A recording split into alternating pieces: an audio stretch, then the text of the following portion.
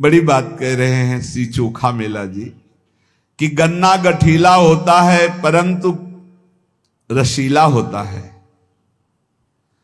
रस में गांठ नहीं होती है, गन्ने में गांठ होती है। रस जानने वाले गन्ने के रस को देखते हैं, गांठों को नहीं देखते।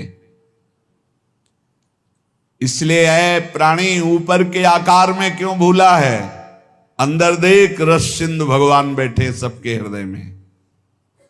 देख कमान टेढ़ी होती पर तीर सीधा जाता है, ऊपर के आकार में क्यों भूला है। देख नदी टेढ़ी होती पर उसका जल स्वच्छ मीठा प्राणों का पोषण करता है। चोखा मेला जी कह रहे मैं जाति का महार हूं परंतु मेरा भाव बहुत ऊंचा है कि मेरे भाव में विट्ठल बैठा हुआ है। इसलिए तो ऊपर की बात पे क्यों भूला है, अंदर के रस को देख। सेन जी कहते हैं कि हम बारबर हैं, बारीकी से हजामत बनाता हूं, विवेक का दर्पण दिखाता हूं, ज्ञान की कैंची चलाता हूं, शांति का झलक छिड़कता हूं, अहंकार की छुटियां घुमाता हूं, भावों की कटिंग करता हूं, काम क्रोध को जड़ से उड़ाता हूं। ऐसा मैं संत सेना नाई हूं। हे भाई, एकनाथ जी महाराज कह रहे भगवान के कृपा प्रसाद का लक्षण होता है कि वो सगुण चरित्रों का गायन करके ही अपना समय व्यतीत करता है। संत जन जिस पर कृपा करते हैं उसका मन भगवान की लीला चरित्रों में लग जाता है। सत्संग में जिसका मन लग गया भगवान उसके अधीन हो जाते हैं, संत एकनाथ जी महाराज। क्योंकि सत्संग में भगवान की चर्चा, भगवान के सिद्धांत, भगवान का नाम कीर्तन, भगवान का प्रेम रंग, वैराग्य रंग, ज्ञान रंग सब कुछ प्राप्त होता है। इसलिए जिनको सत्संग का नशा है उनको भगवत प्राप्ति अवश्य हो जाती है। भक्ति और ज्ञान से रहित जहां चर्चा हो रही हो वो चर्चा नहीं सुननी चाहिए। तस्मात् शास्त्रम प्रमाणम ते कार्याकार्यो व्यवस्थित हो, शास्त्र के अनुसार ही वार्ता होनी चाहिए, शास्त्र प्रमाणित वार्ता होनी चाहिए। जीव को जबरदस्ती भोगों से छुड़ाकर भगवत प्राप्ति करा दे ऐसी वार्ता होनी चाहिए।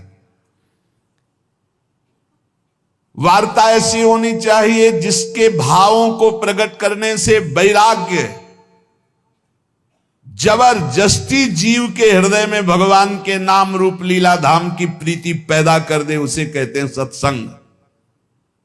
अंतःकरण में बात बैठ जाए। संतों की वाणी में इतनी सामर्थ्य होती है। यदि सत्संग का प्रभाव बढ़ रहा है तो कैसे हम जाने? बोले अखंड स्मृति के लिए मन ललचाने लगेगा, निरंतर नाम जपो। एकनाथ जी कहते हैं मैं तो हाथ में करताल लेकर के अपने जनार्दन श्री विट्ठल भगवान को रिझाता रहता हूं। जो मेरे प्रभु हैं, कलयुग में विशेष कृपा करके उन्होंने मूर्ति के रूप में अर्चावतार लिया है। एकनाथ जी कह रहे प्रभु और प्रभु की प्रतिमा में कोई अंतर नहीं मानना चाहिए। जो प्रभु की प्रतिमा को प्रभु स्वरूप मान करके आराधना करता है वो प्रभु में ही वास करता है। जो भेद मानता है वो आगे नहीं बढ़ पाएगा। और आज तो ऐसा ज्ञान बघारा जाता है कि प्रगट सेवा का ही निषेध कर दिया गया। प्रगट सेवा का निषेध, प्रगट सेवा का निषेध, भगवत अर्चा विग्रह का कैसा ज्ञान चल रहा है, कैसा ज्ञान चल रहा, अज्ञान, घोर अज्ञान। जो भगवान के श्रीविज्ञ साक्षात भगवान है, साक्षात। आपको विश्वास नहीं इसलिए बात नहीं करते हो, नहीं आप बात करके देखना उत्तर मिलेगा। गौर से आप ठाकुर जी की तरफ देखना, हृदय से बात करना, कोई न कोई इशारा मिल जाएगा, कोई फूल गिरेगा, कोई न कोई आप पता चल जाएगा कि ठाकुर जी हमारी बात सुन लिए। कलिकाल में भगवान ने अर्चावतार धारण किया है प्रतिमा स्वरूप में। ये ऐसा साधन है जिससे जनार्दन भगवान की निश्चित प्राप्ति हो जाती है। स्वयं भगवान विराज। पहले बिहारी जी, राधा वल्लभ जी, राधा रमन जी सब ठाकुर बात करते थे, अब भी करते हैं, करने की क्षमता केवल हो। आपके अंदर से हटता ही नहीं कि साक्षात विराजमान है, आपके अंदर ये बात ही नहीं पूरी परिपक्व हो पा रही। आपको लगता है कि ये छवि है, ये मूर्ति है। आप बात करके देखो, आपको बात का उत्तर मिलेगा यदि आप साक्षात माने। जाकी रही भावना जैसी, प्रभु मूर्ति देखी तिन तैसी। जो जनार्दन भगवान की प्रतिमा में साक्षात भगवत भाव करके सेवा पूजा करता है, उसे भगवान की निश्चित प्राप्ति हो जाती। संत एकनाथ जी, नाम खुला मंत्र है, वाणी से सदा नाम कीर्तन करो, नाम जप करो, अनंत जन्मों के दोष और पापों का नाश करके निर्दोष कर देगा ये नाम। संसार में तुम्हें जनार्दन ने भेजा है नाम लेने के लिए। खूब नाम जप करो, आलस्य मत करो, इससे सब इंद्रियां सद जाएंगी, मन भी सद जाएगा, भवबंधन टूट जाएगा। नाम जप करो, एक जनार्दन की शरण में रहकर उठते बैठते सोते जागते रात दिन विठ्ठल विठ्ठल केशव केशव नाम जप करो।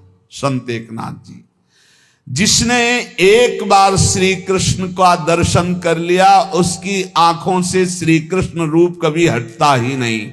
जित देखो तित श्याममयी, अधिकाधिक वही रूप, गाढ़ रूप वही बार बार नेत्रों में ऐसा छाया रहता है कि फिर उसे और कुछ दिखाई ही नहीं देता।